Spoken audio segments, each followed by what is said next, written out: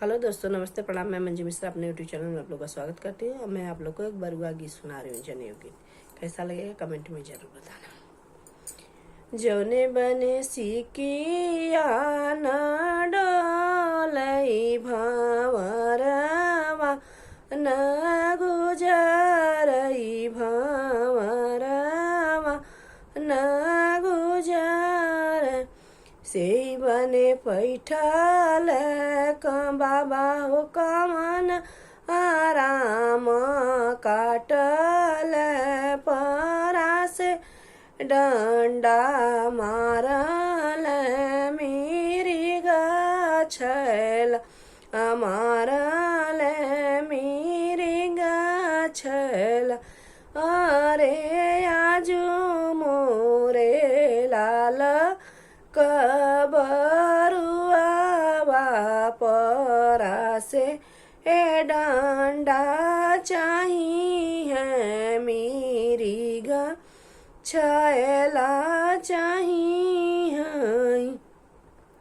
जौने बन सिकिया न डोलई भंवर वान गुजरई भंवरवा न गुजर से बन पैठा चचा कमन राम काटल परासे डंडा मारल मेरी गछल अरे आजू मोरे लाल कबरुआ परासे डंडा चाहिए मेरी गछला चाहिए।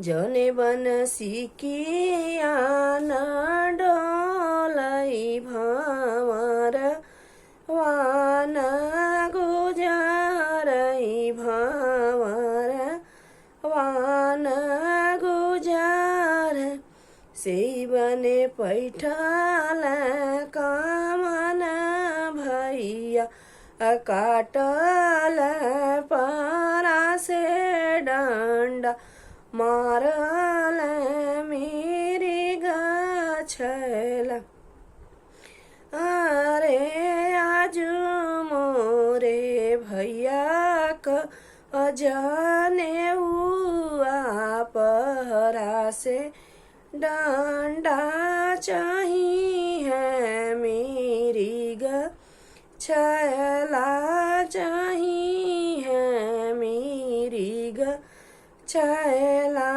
चाहिए।